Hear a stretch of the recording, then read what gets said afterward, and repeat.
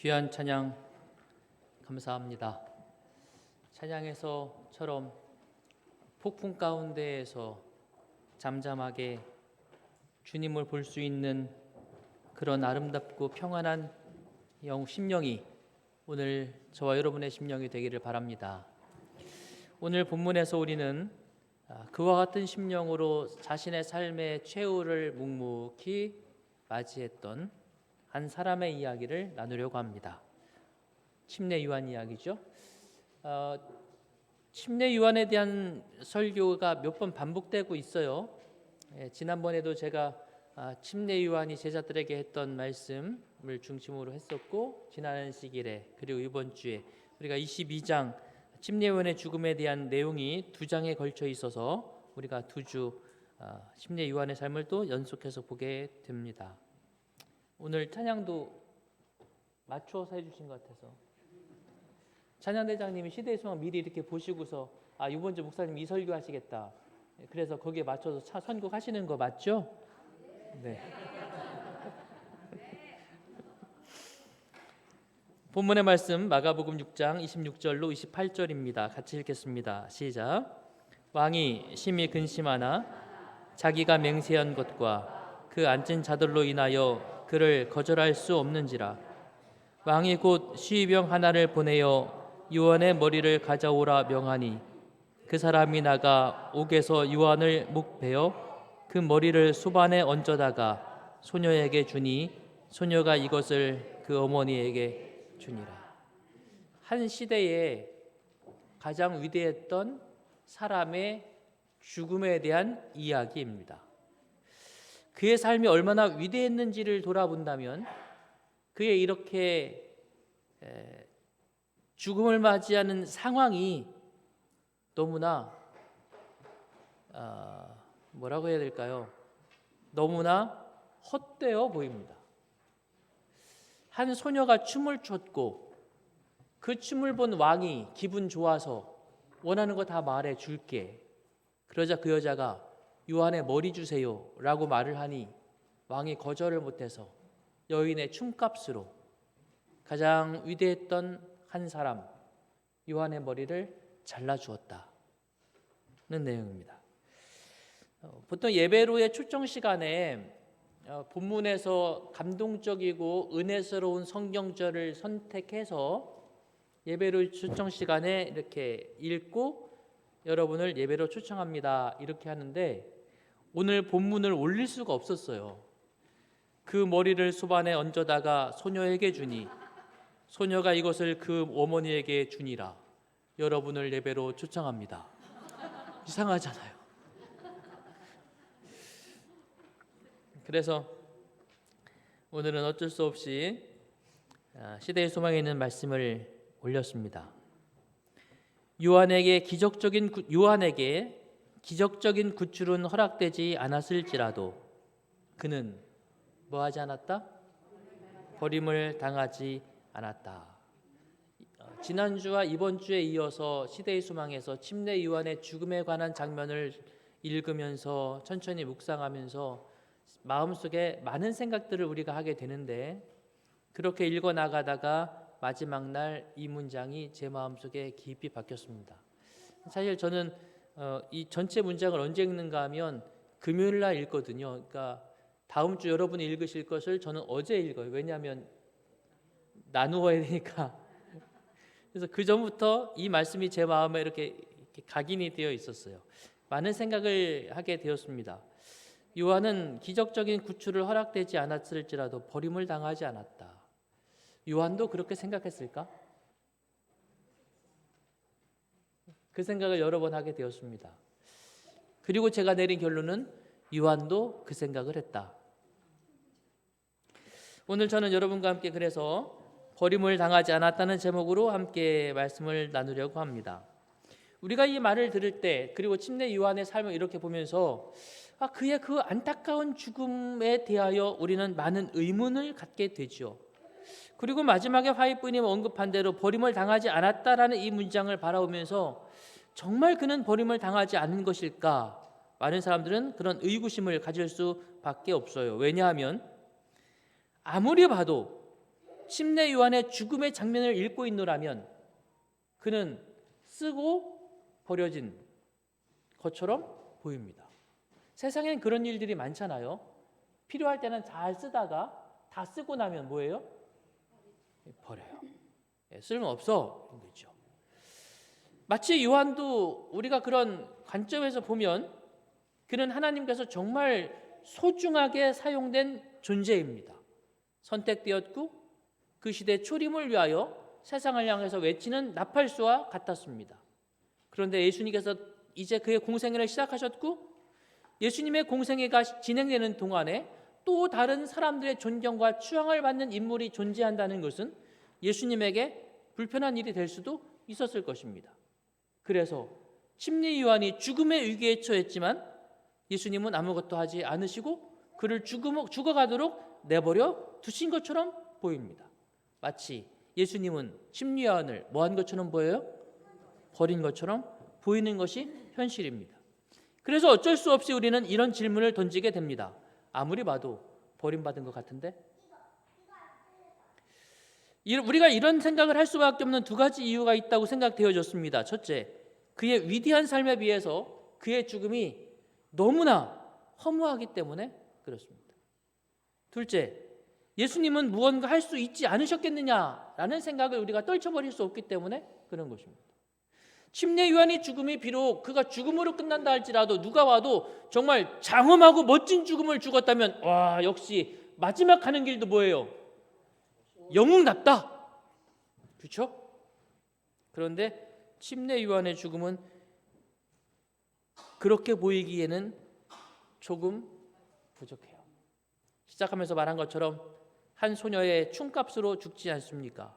이는 요한이 헤롯에게 말하되 동생의 아내를 취한 것이 옳지 않다 하였습니다. 헤로디아가 요한을 원수로 여겨 죽이고자 하였으되 하지 못했다고 말하고 있어요. 헤로디아는 헤롯의 아내입니다. 그런데 헤롯이 동생의 아내, 즉 헤로디아는 본래 그의 동생의 아내였어요. 그런데 빼앗아 왔습니다.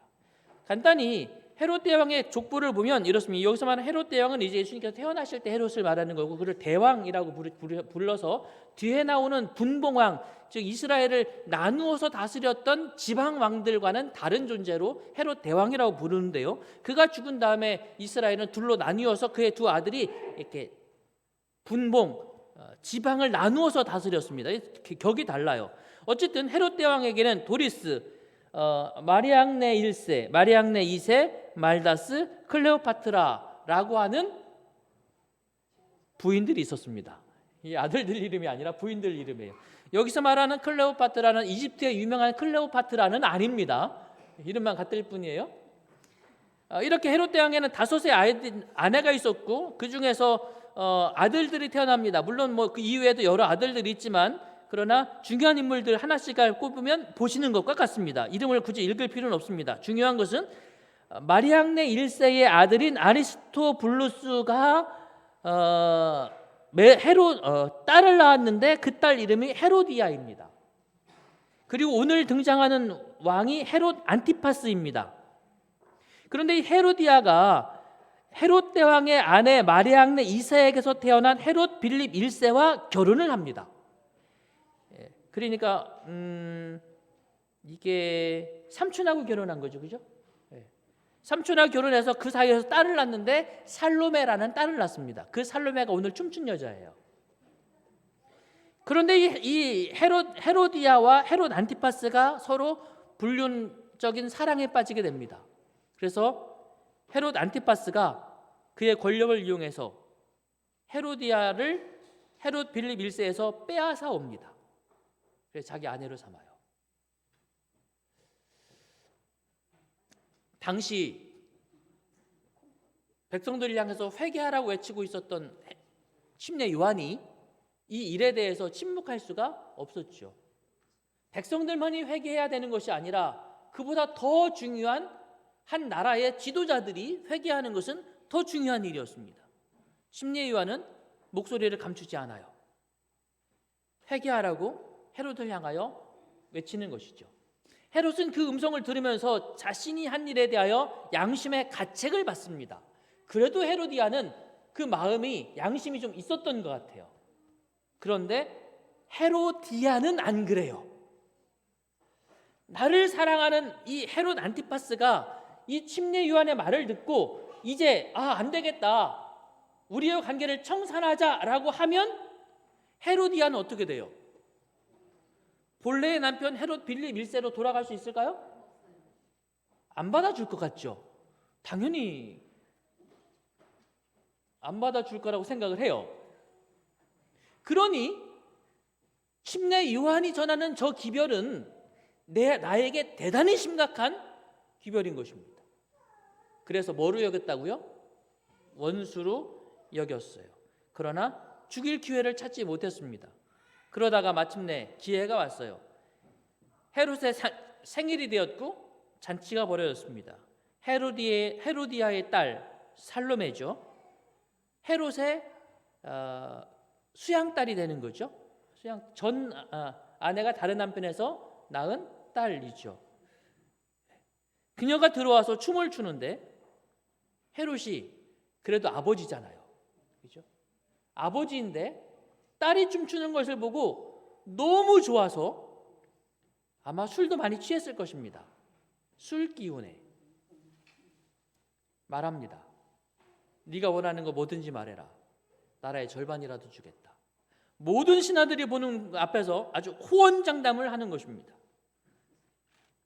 첫째는 한 여인의 원한 때문에, 둘째는 술 취한 헤롯의 호언장담 때문에 침례요한은 그렇게 목숨을 잃습니다. 사실 살로메는 춤을 춘 다음에 왕이 그렇게 말하자 무엇을 구할지 알지 못했어요. 이 어린 딸이 뭘 알겠어요. 그래서 어머니에게 조르륵 달려가죠. 엄마 뭘 달라고 해야 돼요? 헤로디아는 기회를 놓치지 않습니다.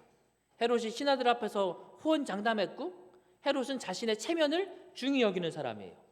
절대로 지금 부탁하는 건 거절할 수 없다는 사실을 알았습니다. 지금이다. 때를 놓치지 않죠. 요한의 머리를 달라고 해라. 살로메가 헤롯에게 가서 그 말을 전합니다. 왕이 심히 근심하나 자기가 맹세한 것과 그 앉은 자들로 인하여 그를 거절할 수가 없는지라. 뭐 때문에 거절 못하느냐? 체면 때문에 못하는 거예요. 그렇게 하면 안 된다는 걸 헤롯은 알아요. 그러나 그보다 자신의 체면이 더 중요했어요. 그런 안타까운 상황들이 겹치면서 헤롯은 결국 그렇게 목숨을 잃습니다. 자, 안타까운 죽음이죠. 그래서 아무리 봐도 이렇게 죽도록 내버려 뒀다고 버림받은 것 같아 보입니다. 여러분이 헤롯이라면 어떤 심령으로 자신의 죽음을 받아들일까요? 두 번째, 예수님이 무언가 할 수 있지 않으셨겠습니까? 그렇죠? 예수님이 누구십니까? 하나님의 아들이시지 않습니까? 게다가 침례 요한과 예수님은 혈통적으로 서로 친척입니다. 두 분이 언제 만났는지 아세요? 헤롯과 예수님이 언제 만났어요? 네, 뱃속에서 만났어요. 죄송합니다. 제가 말하다 보면 자꾸 사람 이름을 제 단점 가운데 하나예요. 살아있는 사람 이름도 헷갈려요. 예수님과 침례 요한은 태중에서부터 만났어요. 이 장면 여러분이 아시죠? 마리아가 요한의 어머니를 찾아갔을 때 엘리사벳의 태중에 있던 침례 요한이 그 뱃속에 있는 아기가 태중에서 뭐 했다고요?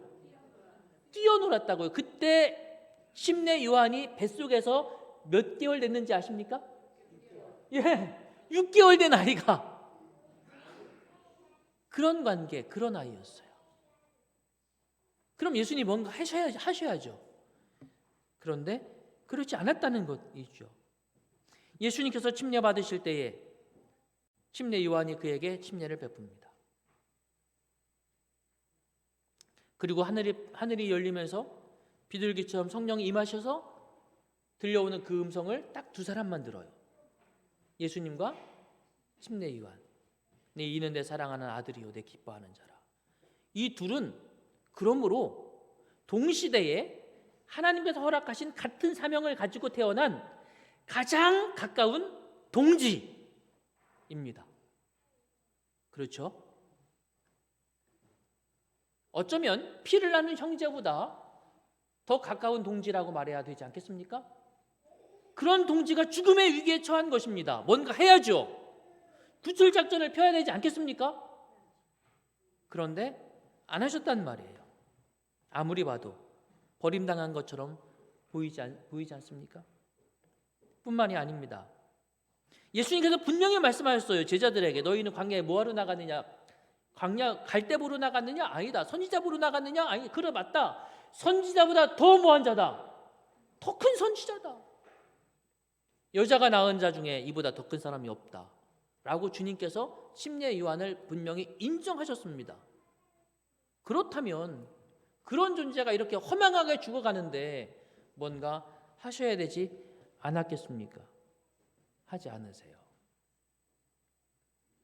당시 예수님은 지금 우리가 시대의 수망을 쭉 읽으면서 요 시점이 언제쯤인지 우리가 잘 감이 안 가실 수 있는데 침례 요한이 죽은 건 예수님이 공생애를 시작하시고 첫 번째 유월절 그리고 두 번째 유월절이 지나고 12제자 파송하고 제자들이 나가서 복음을 막 전한 다음에 예수님 우리가 이런 열매를 얻었습니다 하고 돌아오고 그러는 시점입니다. 복음이 막 확산되는 시점이었어요.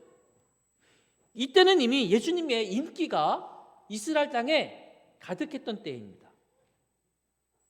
그런데도 불구하고 예수님은 아무것도 하지 않으세요. 만약에 예수님께서 사람들을 선동하고 사람들의 여론을 움직이고 그렇게 하려고 마음 먹었다면 틀림없이 그렇게 할 수 있었을 것입니다. 그리고 그 여론은 헤롯의 마음을 움직였을 거라고 저는 확신합니다. 왜냐하면 헤롯은 침례 요한을 죽이는 걸 원했어요? 원하지 않았어요? 결코 원하지 않았거든요. 그를 풀어주고 싶었지만 풀어주지 못하고 있는 상황이었습니다. 빌미만 주어진다면 풀어줬을까요? 그 빌미를 누가 제공해 줄 수 있어요? 예수님이 하실 수 있으셨어요. 그런데 안 하시는 거예요.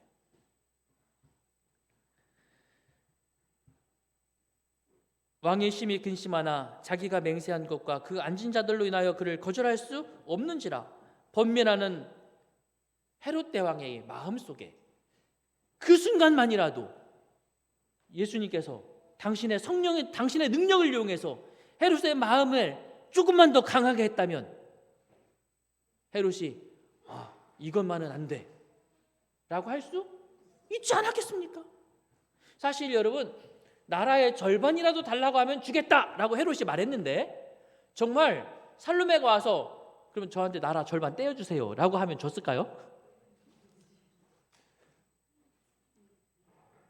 말이 안 되는 요구는 아무리 그럴지라도 안 된다고 할 수 있었을 것입니다. 그러니 어쩌면 헤롯의 마음을 조금만 더 움직여 주셨다면 그러나 안타깝게도 아무 일도 일어나지 않아요.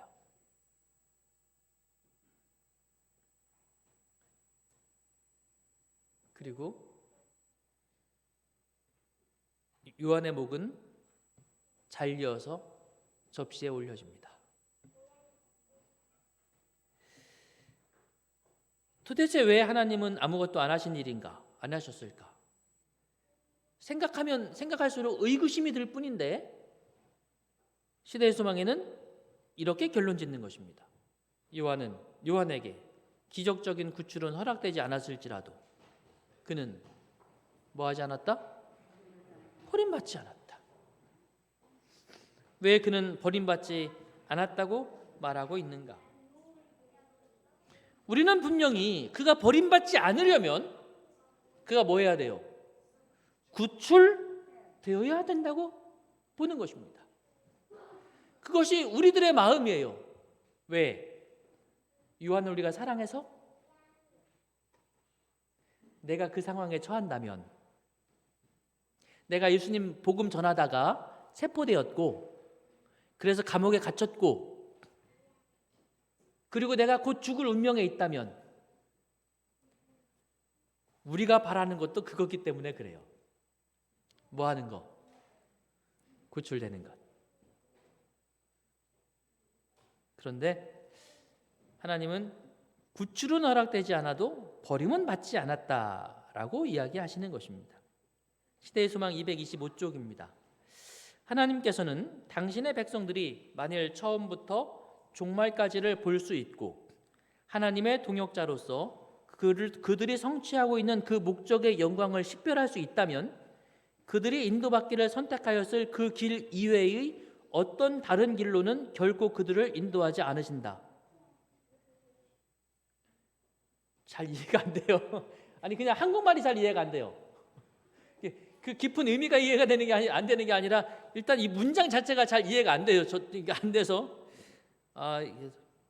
청년들이 읽기에 좀 어렵겠다는 생각이 듭니다. 차라리 청년들 영어로 읽으세요.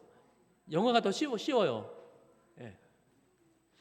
사실 이 문장은 영어로도 조금 까다롭습니다만 의미를 따지면 이런 의미입니다. 하나님께서는 요한에게 이 땅에서의 지금 우리가 겪고 있는 이 상황 그 너머에 있는 영원한 미래의 일까지 요한에게 보여주셨다는 것입니다. 요한은 그 미래를 보았고 그리고 선택했습니다. 하나님께서는 그가 선택한 그 길 외에는 다른 길로 인도하지 않으신다 그 말이에요. 이 문장이 그런 말입니다. 그러니까 요한은 처음부터 자신의 삶, 지금 뭐 몇십 년을 살아 30여 년을 사는 이 인생의 끝을 본 게 아니라 그는 그 너머 어디까지 봤다고요? 마지막 시대의 마지막까지 보았다는 것입니다. 예수 그리스도께서 이 땅에 재림하시고 그 후에 주님이 나를 부르시고 나를 구원하실 그의 삶의 저 먼 데까지 요한은 보았어요. 그리고 하나님께서 나에게 주신 그 삶에 목적하신 그 영광스러운 영광까지 그는 다 보았습니다. 그리고 그는 그렇다면 하나님 제가 이 죽음의 길을 걸어가겠습니다라고 뭐 했다고요? 요한 스스로 선택했다. 하나님께서는 그가 선택한 그 길 외에는 다른 길을 그에게 주지 않으셨다. 그래, 이것이 너에게 주어진 가장 영광스러운 길이고 내가 선택한 가장 보람 있는 선택이다. 그 길을 가라. 하나님께서 그에게 그 길을 허락하셨다 라는 의미예요. 그러므로 요한은 버림받은 것이 아니라 그에게 주어진 영광스러운 결과를 향하여 하나님의 선하신 인도하심을 받고 있는 것이었다는 것이죠. 버림받은 것이 아닙니다. 요한은 자신의 먼 미래까지 보았고 오늘의 아픔과 오늘의 슬픔을 이겨낼 수 있는 용기를 가졌어요. 하나님, 사람들은 다 저보고 억울한 죽음이라고 말할 수 있습니다. 안타깝다고 말할 수 있습니다. 그러나 저는 조금도 억울하지도 조금도 안타깝지 않습니다. 왜냐하면 나에게 허락된 영광스러운 열매가 있기 때문입니다. 이 길을 가겠습니다. 요한의 선택이었습니다. 그리고 하나님은 그 길을 허락하셨습니다. 그래서 그는 버림받은 것이 아니다. 사랑하는 믿음의 성도 여러분, 오늘 우리에게 어떤 삶이 주어질지 아무도 모릅니다. 분명한 것은 요한이 보았던 그 영광스러운 미래가 오늘 저와 여러분에게도 있습니까? 그렇다면 그 과정 속에서 하나님께서 나에게 어떤 걸음을 인도하시든지 그것은 그렇게 중요한 일이 아닙니다. 우리에게 허락한 그 미래가 더 소중한 것이라고 요한은 믿었고 오늘 우리도 그런 믿음을 갖게 되기를 바랍니다. 감사하게도 하나님은 그렇게 우리를 인도하시겠다고 약속하셨으니 우리는 결코 사람의 눈으로 보기에 버림받는 것처럼 보일지라도 하나님의 시선 속에서는 인도함을 받고 있다는 사실을 잊지 마시기 바랍니다. 그들에게는 항상 하늘의 천사들이 그에게는 항상 하늘의 천사들이 뭐가 되어 주었다고요? 동무가 되어 주었다. 감옥에서 그렇게 자신의 운명을 생각하고 있는 침례 요한에게 천사들이 와서 항상 동무가 되어 주었습니다. 그들은 그에게 그리스도에 관한 예언들과 성경 말씀의 귀중한 허락들을 가르쳐 주었습니다. 침례 요한이 그렇게 자신의 영광스러운 미래를 볼 수 있도록 하나님께서는 그를 홀로 두지 아니하시고 천사들을 보내서 그에게 가르쳐 주시고 말씀해 주시고 위로가 되어 주시고 용기가 되어 주셨던 것이죠. 그는 이것이 그의 지주였으며 이 지주였으며도 조금 번역이 조금 그런데 이것이 영어에는 그렇게 되어 있어요. This where he stay. 그는 여기에 머물렀다. 이렇게 표현할 수 있을까요? 의역하자면 좀 더 맞게 번역하자면 하나님께서 그에게 알려주신 그 영광스러운 미래의 말씀을 보면서 그는 그 말씀 안에 머물렀다. 이렇게 이해할 수 있지 않겠습니까? 하나님은 그가 그렇게 말씀 안에 있도록 그를 가르쳐 주셨습니다. 이것은 또한 미래의 시대를 통하여 하나님의 백성들이 의지할 지주, 우리가 머물러야 될 바로 그것이 되는 것입니다. 사랑하는 믿음의 성도 여러분, 주님은 우리를 말씀으로 가르치시고 우리가 말씀 안에서 소망을 얻게 되기를 바라십니다. 그러므로 침례 요한은 버림받은 것이 아니라 하나님이 허락하신 거룩한 약속 안에 거하고 있었던 것이다. 오늘 저와 여러분도 말씀 안에 머무르시는 성도들이 되시기를 간절히 바랍니다. 그러므로 저는 요한에게 기적적인 구출은 허락되지 않았을지라도 그는 버림을 당하지 않았다라는 이 말씀에 이런 결론을 얻게 되었습니다. 우리가 생각하는 버림받지 않음은 구출입니다. 그러나 하나님이 생각하시는 버림받지 않음은 구원이다. 요한은 구출은 아니었어요. 그러나 뭐였다고요? 구원이었어요. 때때로 우리는 구출을 간절히 고대할 때가 있죠. 그것이 우리의 현실 삶에서 나에게 대단히 중요한 일이기 때문에 그렇죠.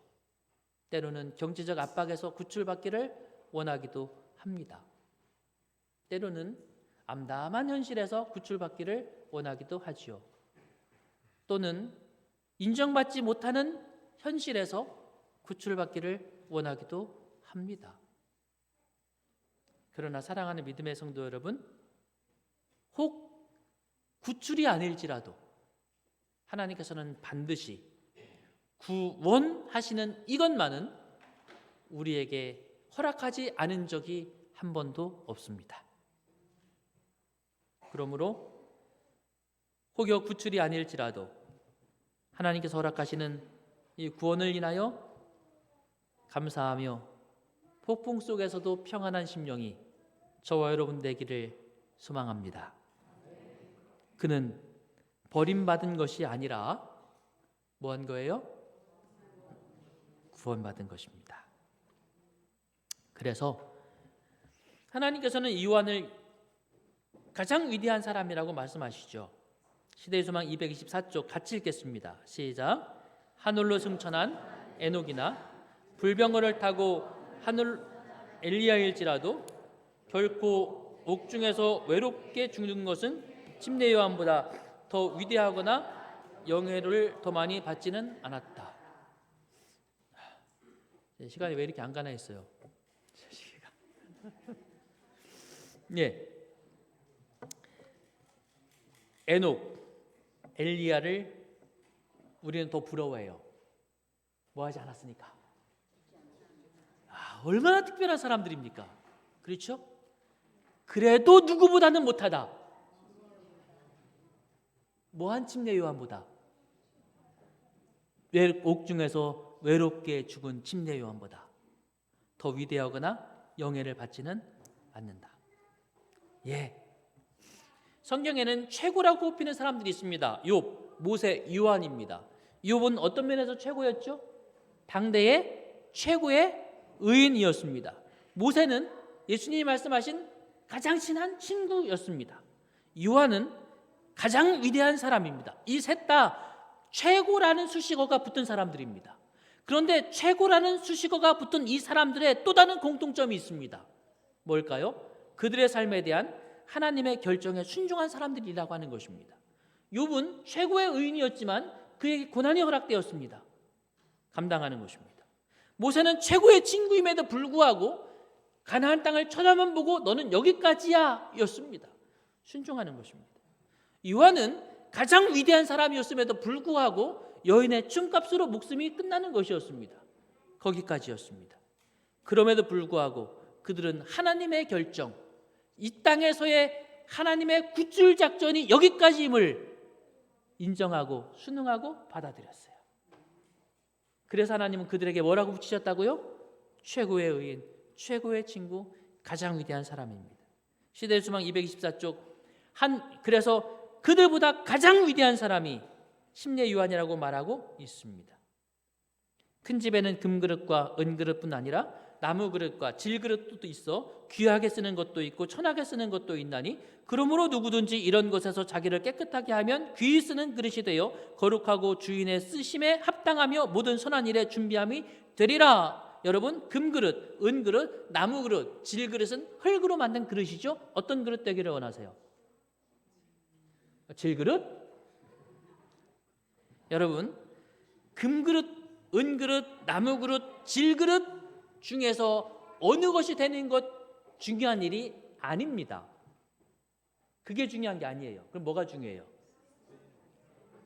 쓰임받는 그릇이 중요하죠? 어떤 그릇이 쓰임받아요? 말씀하십니다. 깨끗한 그릇이 쓰임받는다. 이게 무슨 그릇 되자고요? 네, 깨끗한 그릇 되자고요. 나는 금그릇 되고 싶어요. 하나님이 아니야. 너는 질그릇으로 쓰일 거야. 아멘.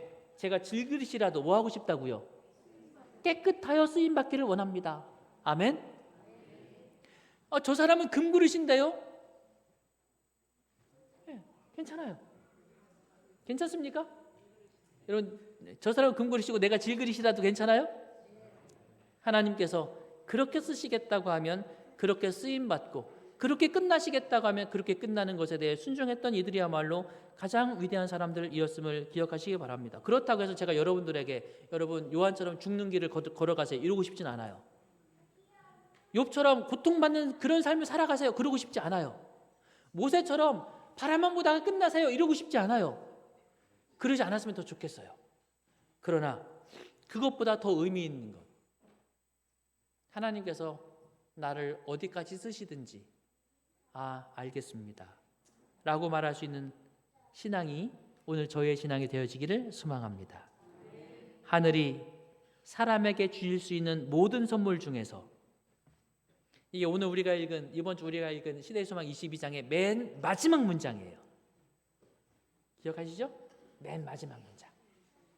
자, 그리스도와 같이 있습니다. 시작. 그리스도와 더불어 그의 고난에 동참하는 것이 가장 가치 있는 신임이요 가장 높은 영예인 것이다. 저는 여러분이 그런 고통스러운 삶을 살기를 결코 원하지 않지만 만약에 하나님께서 나에게 그런 것을 주신다면 그때에 하나님이 나를 가장 신임하시고 계시고 나를 가장 높은 영예의 자리에 올리시고 계시구나. 그렇게 생각할 수 있을까요?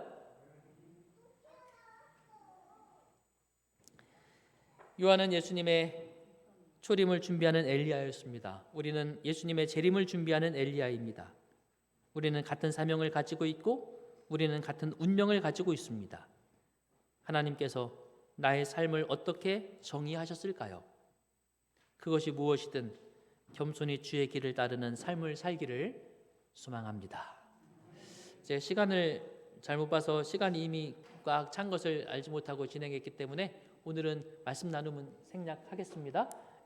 여러분 모두 그런 삶을 살기를 소망하시는 분은 오늘 대신 예로 대답하시면서 말씀 마치겠습니다. 아멘.